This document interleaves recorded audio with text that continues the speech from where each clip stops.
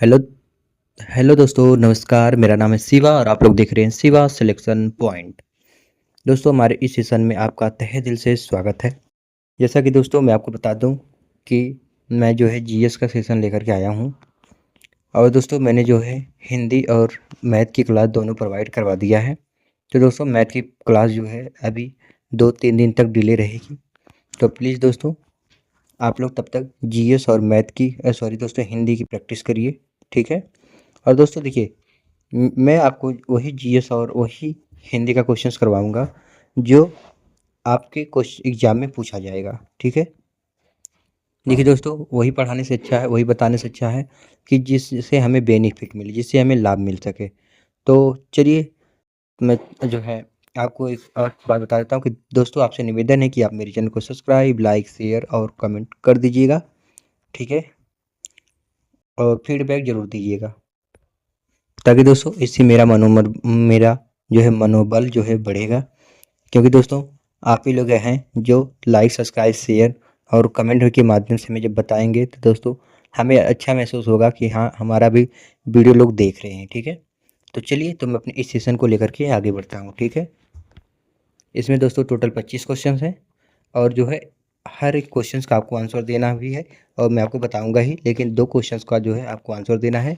और वो सब आपके लिए HW का प्रयोग रहेगा। ठीक है। तो चलिए, तो आपके स्क्रीन पर हमारा पहला क्वेश्चन आ चुका है और आपको इसका जो है आंसर देना है। ठीक है। आपसे पूछ रहा है कि नवरोज के संबंध में निम्नलिखित में से कौन सा कथन सही है। तो आपको बताना है कि नवरोज के संबंध में निम्नलिखित में से कौन सा कथन सही है। आपका पहला ऑप्शन है दक्षिण यह दक्षिण भारत में फसल कटाई के मौसम की शुरुआत को चिन्हित करता है और इसे सूर्य देवता को समर्पित किया गया है। चलिए, तो आपका दूसरा ऑप्शन है यह एक मानसून उत्सव है जो मुगल दरबारों में अच्छाई की बुराई पर विजय की याद में मनाया जाता है। तीसरा, यह फारसी नववर्ष है जिसे वसंत विषुवत विषुव पर मनाया जाता है और भारत में इसे गियासुद्दीन बलबन द्वारा प्रस्तुत किया गया था। यह एक चंद्र आधारित उत्सव है जिसे केवल हिमालयी क्षेत्र में बौद्ध समुदाय द्वारा मनाया जाता है। आपको बताना इन चारों ऑप्शन में से आपका कौन सा सही है। ठीक है। नवरोज त्यौहार सर्वप्रथम किसने मनाया था, या फिर ये किससे संबंधित था, आपको बताना है। ये राजाओं द्वारा मनाया जाता था, या फिर किसी और के द्वारा, या फिर एक मौसम फसल की कटाई के उत्सव में मनाया जाता था। क्योंकि बताना इसमें जो है 4 ऑप्शन हैं। तो पहला, आइए मैं आपका जो है इसका आंसर बताता हूँ। ऑप्शन नंबर सी।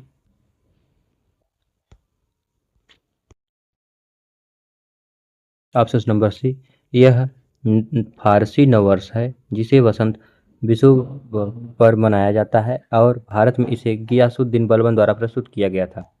चलिए, अब आपकी स्क्रीन पर हमारा आ गया दूसरा क्वेश्चन। मुझे बताना है कि मानव विकास सूचकांक के ज्ञान आयाम को मापने के लिए कौन सा संकेतक उपयोग किया जाता है। स्कूली शिक्षा के औसत वर्ष और अपेक्षित स्कूली शिक्षा के वर्ष, माध्यमिक शिक्षा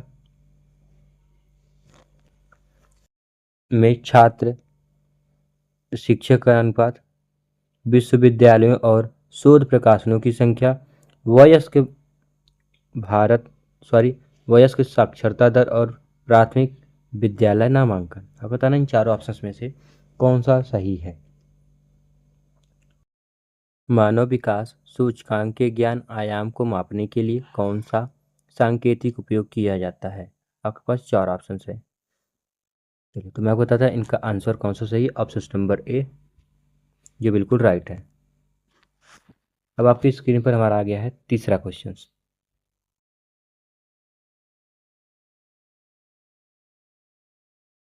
चलिए, आपकी स्क्रीन पर हमारा जो है तीसरा क्वेश्चन आ चुका है। निम्नलिखित में से कौन सी जैविक प्रक्रिया यह समझाती है कि अचानक और तीव्र शारीरिक व्यायाम के बाद मानव मांसपेशियों में अक्सर दर्द या ऐंठन क्यों महसूस होती है, एक इसके कारण होती है। तो दोस्तों, जैसे हम लोग जो है यदि रनिंग करते हैं यदि आप लोग ये पहली बार रनिंग कर रहे हैं तो आप लोग यूज मत करिएगा। जैसे आपको कल दौड़ने जाना है, जैसे भर्ती बोर्ड कल दौड़ करा रही है और आपको जो है कल दौड़ने जाना है और आज आपका पैर साथ नहीं दे रहा है, तो ये आप जो है इसका उपयोग कर सकते हैं। ठीक है, आपको करना क्या है, देखिए पहले इन चार ऑप्शन को सुनिए। लैक्टिक एसिड का संचयन, कार्बन डाइऑक्साइड का अत्यधिक उत्सर्जन, विटामिन सी की गिरावट, एथिल एल्कोहल का संचयन। ठीक है, आपको बताना है इन चारों ऑप्शन में से कौन सा सही है। तो जैसे यदि आप लोग जब रनिंग कर रहे हैं तो आपको मैंने बताया था, देखिए जब आप लोग रनिंग करते हैं तो यदि आपके पैर में इसी के कारण हमें दर्द या ऐंठन महसूस होती है, उसका कारण क्या है।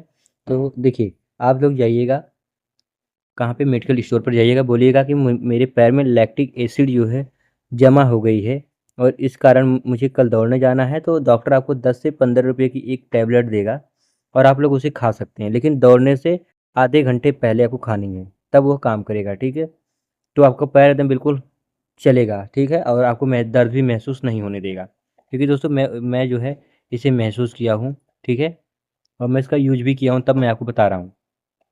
तो चलिए, तो इसका जो आंसर है वो है लैक्टिक एसिड का संचयन। ठीक है, ऑप्शन नंबर ए। चलिए अब आप आपकी जो है स्क्रीन पर हमारा आ गया है चौथा क्वेश्चन। आपको बताना कि द्वितीय पंचवर्षीय योजना 1956 से 1961 जो आर्थर महाल महाल लोबिस मॉडल से जुड़ी होती है, भारत की विकास रणनीति में एक महत्वपूर्ण बदलाव का संकेत संकेत देती है। इस योजना का प्राथमिक फोकस क्या था।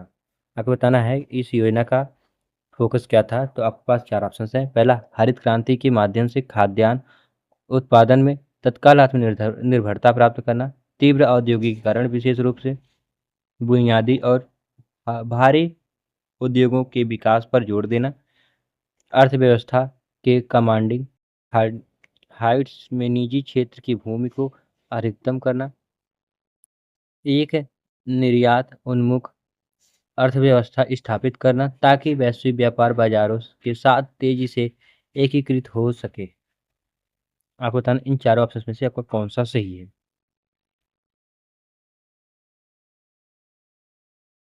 चलिए, तो ये मैं इसका आंसर दे देता हूँ दोस्तों। आपका ऑप्शन नंबर है बी, तीव्र औद्योगिकीकरण विशेष रूप से बुनियादी और भारी उद्योगों के विकास पर जोर देना, ऑप्शन नंबर बी।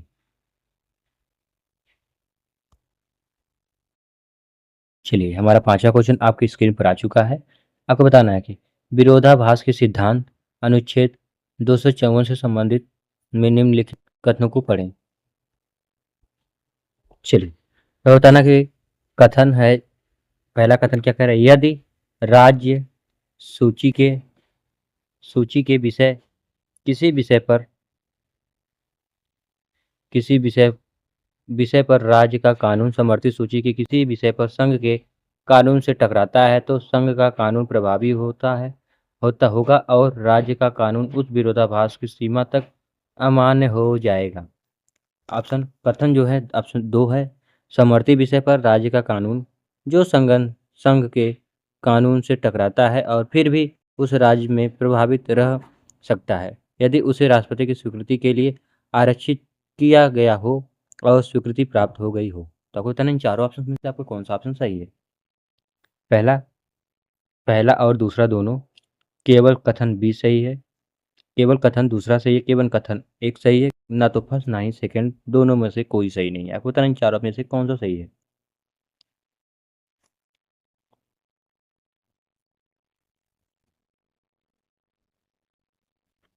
तो आइए मैं आपको बताता हूँ इन चारों में से हमारा कौन सा सही है। तो हमारा पहला और दूसरा दोनों बिल्कुल सही है।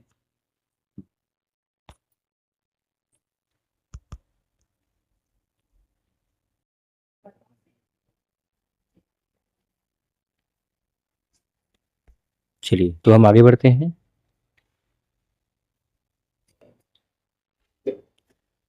आपको बताना कि 2014 की फोर्टालेजा घोषणा कि निम्नलिखित में से इतिहास में निम्नलिखित में से किसके निर्माण के लिए सबसे प्रसिद्ध है।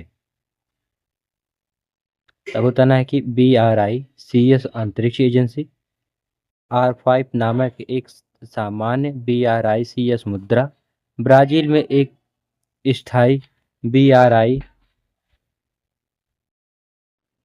ब्राजील में एक स्थायी BRICS सचिवालय, न्यू डेवलपमेंट बैंक और आकस्मिक आरक्षित व्यवस्था। तो आपको बताना है इसमें से कौन सा सही है। ठीक है, आपके पास 4 ऑप्शंस हैं। तो आइए मैं आपको जो है इसका आंसर देता हूँ। क्वेश्चन नंबर 6 का option number D, new development bank और आकस्मिक आरक्षित अव्यवस्था, जो कि ऑप्शन नंबर डी हमारा बिल्कुल सही है।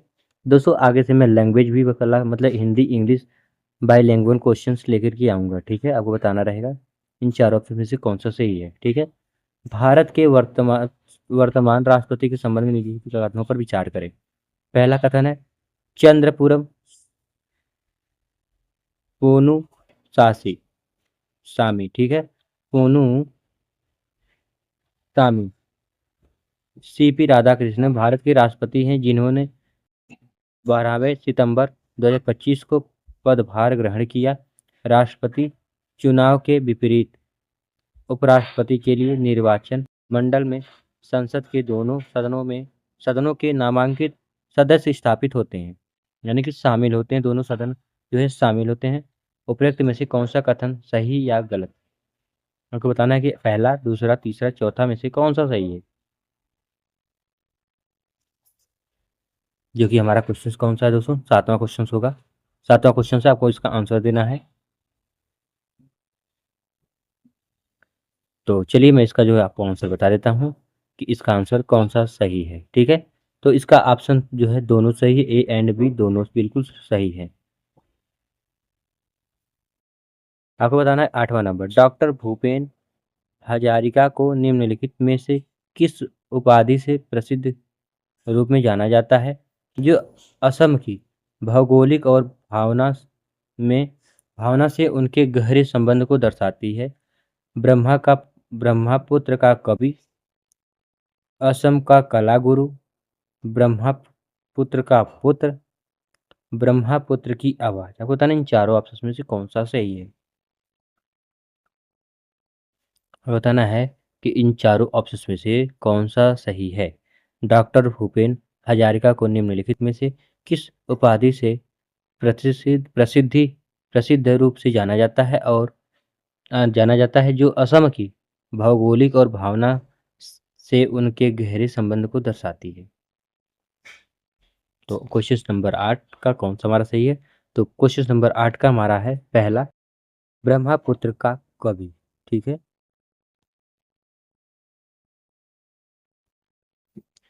आपको बताना है कि नासा ने ब्रह्मांड की आकस्मिक ग्लो का अध्ययन करने के लिए एक अंतरिक्ष टेलीस्कोप लॉन्च किया है। या फिर दूसरा क्या है, लद्दाख के हानले में मेजर एटमॉस्फेरिक चेरेन को एक्सपेरिमेंट टेलीस्कोप का उद्घाटन किया गया है। आपको बताना है इन चारों में से दोनों में से कौन सा सही है। पहला या दूसरा गलत है, केवल 2 सही है। कथन 1 और 2 दोनों सही हैं, केवल कथन 1 सही है। आपको बताना है इन चारों में से कौन सा सही है। नीचे दिए गए कथन को पढ़ें और उसका आंसर दें। ठीक है,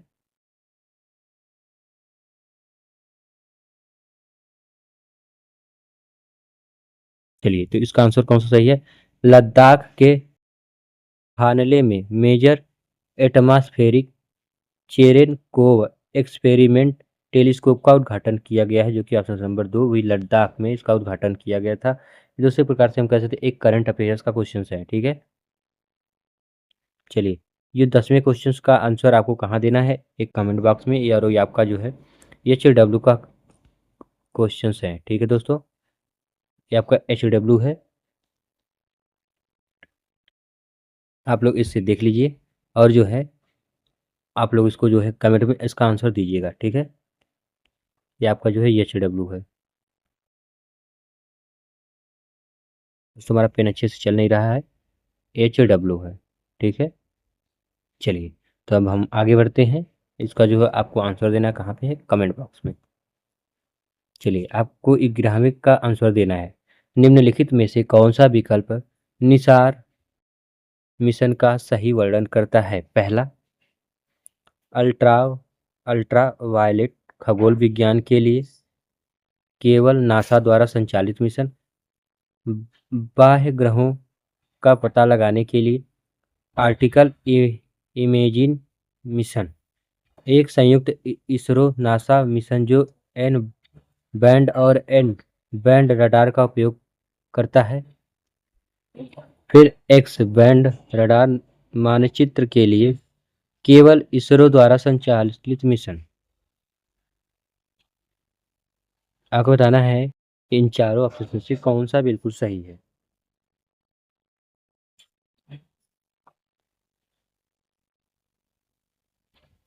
चलिए, तो मैं आपको इसका आंसर देता हूँ।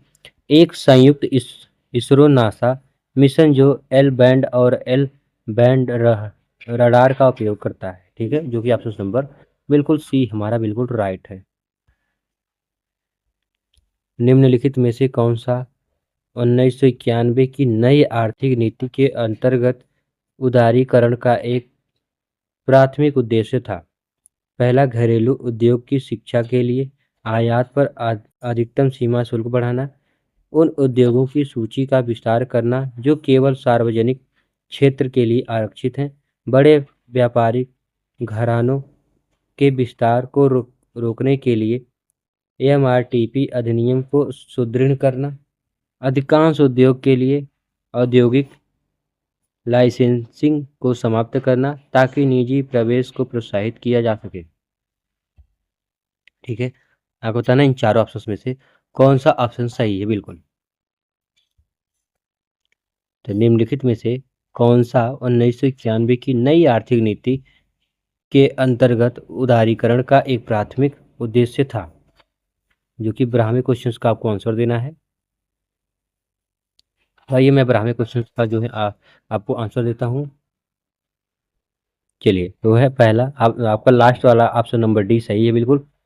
अधिकांश उद्योग के लिए औद्योगिक लाइसेंसिंग को समाप्त करना ताकि निजी प्रवेश को प्रोत्साहित किया जा सके। ऑप्शन नंबर डी बिल्कुल राइट होता हुआ।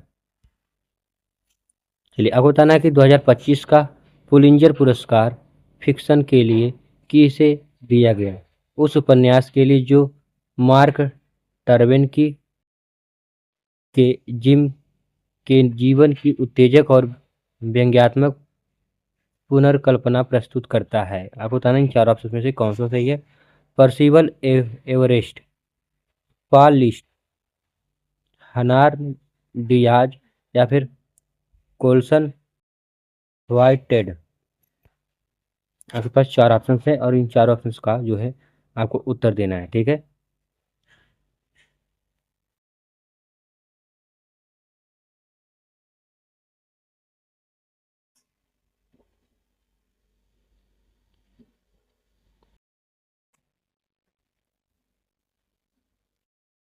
चलिए, तो मैं आपको इसका आंसर देता हूँ। आपको बताना है कि कौन सा सही है। चलिए, तो इसका जो आंसर है वो है परसिव एवरेस्ट। ठीक है, परसिवल एवरेस्ट। और दोस्तों, एक किस क्षेत्र में दिया जाता है? एक क्षेत्र जो है पत्रकारिता में। और जो है एक शुरुआत कहाँ से हुई थी इसकी? आपको बताना है। देखिए, ये 2025 में पहली एवरेस्ट को दिया गया था। ये पत्रकारिता के क्षेत्र में दिया जाता है। फिर ये न्यूयॉर्क जो है कोलंबिया यूनिवर्सिटी से जो है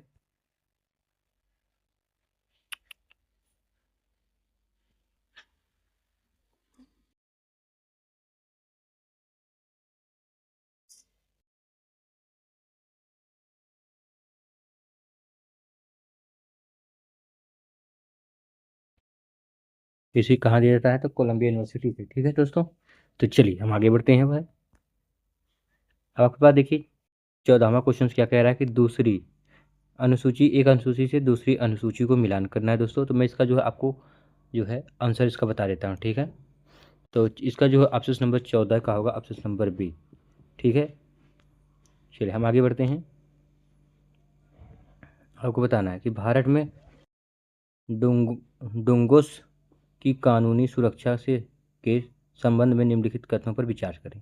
पहला, डुंगोंग को वन्यजीव अधिनियम 1917 की अनुसूची फर्स्ट के तहत संरक्षित किया गया है। दूसरा, यह वर्गीकरण डुगोग डुगोंग को कानूनी सुरक्षा का सर्वोच्च स्तर प्रदान करता है जो बाघ के समान है। ठीक है, अब बताना इन दोनों में से कौन सा सही है, 15 का कौन सा सही है। ना तो कथन फर्स्ट, ना ही कथन सेकंड सही है, ना ही दूसरा सही है, ना ही पहला और दूसरा सही है, केवल कथन फर्स्ट से सही है। आपको बताना इन चारों में से कौन सा सही है।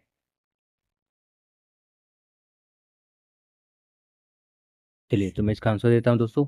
हमारे इसका आंसर कौन सा सही है, तो ऑप्शन नंबर बी सी सही है। पहला और दूसरा दोनों सही है। ठीक है, चलिए हम आगे बढ़ते हैं। आपको बताना है कि एक मानक बास्केटबॉल खेल में कितने क्वार्टर क्वार्टर खेले जाते हैं और प्रत्येक क्वार्टर की अवधि कितनी होती है। आपको बताना है 16 क्वेश्चंस का फुटबॉल से संबंधित है। दो क्वार्टर होते हैं, दो क्वार्टर होते हैं कि 20 मिनट से के हाफ, या फिर 4 मिनट, या फिर 4 क्वार्टर, 12 मिनट के क्वार्टर, चार चार क्वार्टर, या फिर 8 मिनट के क्वार्टर होते हैं, या फिर 4 या फिर 10 मिनट के क्वार्टर होते हैं। आपको बताना है इनमें से कौन सा सही है 16 नंबर का। तो इसका आंसर जो है आपको देना है कमेंट बॉक्स में। तो चलिए मैं आपको बता देता हूँ कि 4 मिनट के 10 क्वार्टर होते हैं। ऑप्शन नंबर डी बिल्कुल सही है। चलिए आपको बताना है कि एक माइक्रो इकोनॉमिक परिप्रेक्ष्य से कौन सा संकेतक सरकार की उध उधारी आवश्यकता का सबसे अच्छा दर्शाता है जिसमें पिछले ऋण का पर भुगतान शामिल नहीं है। पहला, राजस्व घाटा, बजट घाटा, राजकोषीय घाटा, प्राथमिक घाटा। आपको बताना इन चारों में से कौन सा सही है। 17 का कौन सा सही है। एक, मैक्रो इकोनॉमिक परिप्रेक्ष्य से कौन सा संकेतक सरकार की उधारी आवश्यकता का सबसे अच्छा दर्शाता है जिसमें पिछले ऋण पर भुगतान ब्याज भुगतान शामिल नहीं है। आपको बताना है 17 का कौन सा सही है। तो मैं बताता हूँ आपको, 17 का ऑप्शन नंबर डी बिल्कुल राइट है, प्राथमिक घाटा। ठीक है, चलिए हम आगे बढ़ते हैं।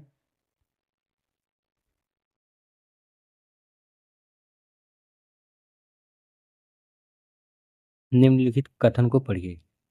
जोजिला दर्रा कश्मीर घाटी और लद्दाख के बीच एक अत्यंत महत्वपूर्ण संपर्क के रूप में कार्य करता है। या फिर सिपकीला सिपकीला अरुणाचल में स्थित है। ब्रह्मपुत्र नदी को तिब्बत से भारत में प्रवेश करने के लिए द्वार प्रदान करता है। आपको बताना है इन दोनों में से कौन सा सही है।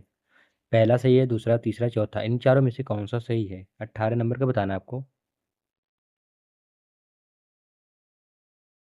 तो चलिए मैं इसका आंसर दे देता हूँ। कथन कौन सा सही है, ऑप्शन नंबर डी केवल पहला सही है। जो जिला दर्रा कश्मीर घाटी और लद्दाख के बीच एक अत्यंत महत्वपूर्ण संपर्क के रूप में कार्य करता है। चलिए आपको बताना है कि ज्ञान जो है ज्ञान भारतम मिशन का प्राथमिक उद्देश्य क्या है। ज्ञान भारतम मिशन का प्राथमिक उद्देश्य क्या है। आपको बताना इन चारों में से कौन सा सही है। ऑप्शन नंबर 19 का कौन सा सही है। भारत भर में नए पुस्तकालयों का विकास करना, शास्त्रीय ग्रंथों का आधुनिक भाषाओं में अनुवाद करना, भारत की हस्तलिखित विरासत का संरक्षण, डिजिटलीकरण और प्रसार करना, भारतीय भाषाओं को विश्व स्तर पर बढ़ावा देना। बताना इन चारों में से कौन सा सही है।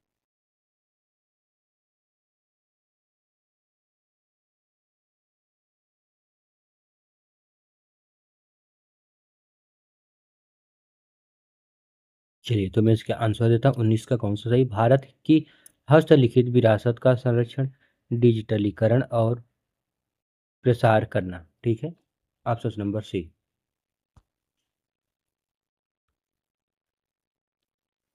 चलिए अब बताइए 20वें क्वेश्चन का, पेरिस 2024 ओलंपिक में अमन सहरावत के प्रदर्शन के बारे में नीचे दिए गए बयान पढ़ें। बयान पहला किया, अमन सहरावत ने पुरुषों की 57 किग्रा फ्रीस्टाइल कुश्ती इवेंट में कांस्य पदक जीता।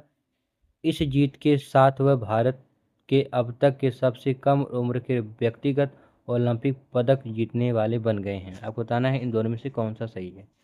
ठीक है, 20 का कौन सा सही है? क्या दोनों सही है? केवल दूसरा ही सही है, ना तो पहला ना तो दूसरा सही है, या फिर ऑप्शन नंबर चौथा सही है? आपको कौन सा बताना है इनमें से कौन सा सही है?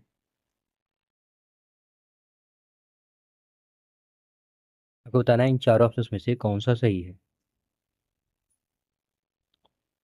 चलिए, तो मैं आपको बता देता हूँ कि इन दोनों में से, इन चारों में से कौन सा सही है। तो ऑप्शन नंबर पहला यानी कि ये दोनों सही है। ठीक है, दोनों कथन सही है, क्योंकि अमन सहरावत ने पुरुषों की 57 किग्रा फ्रीस्टाइल कुश्ती इवेंट में कांस्य पदक भी जीता और ये इस ओलंपिक में सबसे कम उम्र के पदक जीतने वाले बन गए। आपको बताना है, भारत में मंदिर वास्तुकला के विकास से कौन सी ऐतिहासिक प्रक्रिया सबसे अधिक तरह झलकती है?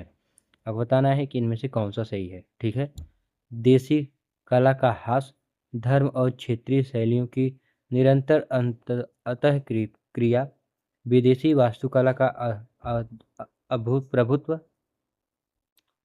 आकस्मिक सांस्कृतिक परिवर्तन। आपको बताना इन चारों ऑप्शन में से कौन सा सही है।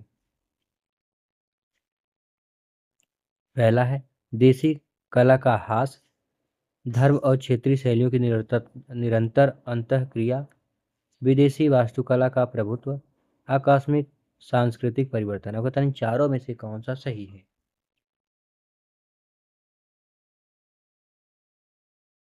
ऑप्शन नंबर कौन सा सही है, तो मैं बताता हूँ कि धर्म और क्षेत्र शैलियों की निरंतर अंतःक्रिया। ठीक है, ऑप्शन नंबर बी बिल्कुल सही है। अब बताना है इन चौथा इस 22वां क्वेश्चन का कौन सा सही है। के भारत के भारत ने 2025 पुरुषों का एच हॉकी जूनियर्स विश्व कप आयोजित किया। निम्नलिखित में से कौन सा विकल्प इस योजना के साथ मेजबान शहर के नाम और समय को सही रूप से दर्शाता है? पहला, भुवनेश्वर उड़ीसा, 15 नवंबर से 30 नवंबर तक 2025 तक। लखनऊ उत्तर प्रदेश, 1 सितंबर से 15 सितंबर, 1 दिसंबर से 15 दिसंबर 2025 तक। नई दिल्ली मेजर ध्यानचंद अंतर्राष्ट्रीय स्टेडियम 2000 राष्ट्रीय स्टेडियम, 20 दिसंबर से 31 दिसंबर 2025। और आपको ऑप्शन नंबर डी।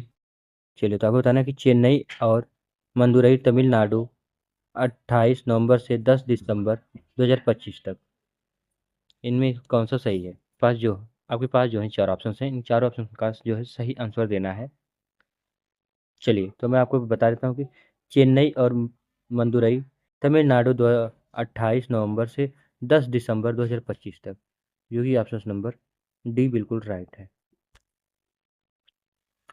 भारतीय न्याय संहिता 2023 की धारा 106 के अंतर्गत हिट एंड रन मामले के संबंध में यदि कोई अपराधी लापरवाह ड्राइविंग से मृत्यु का कारण बनता है और पुलिस को सूचित किए बिना भाग जाता है तो सजा क्या होगी?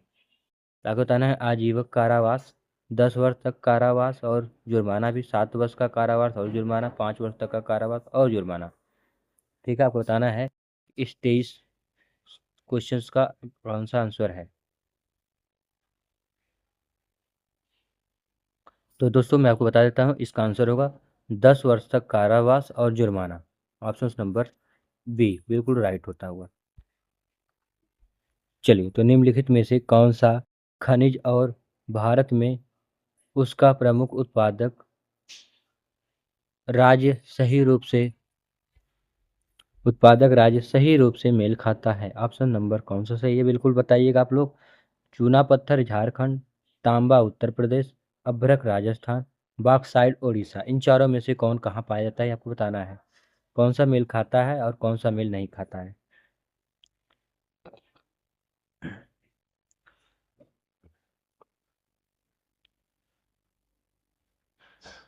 तो मैं आपको बताता हूँ कि ऑप्शन नंबर कौन सा सही है। तो ऑप्शन नंबर डी बिल्कुल राइट सही हमारा है।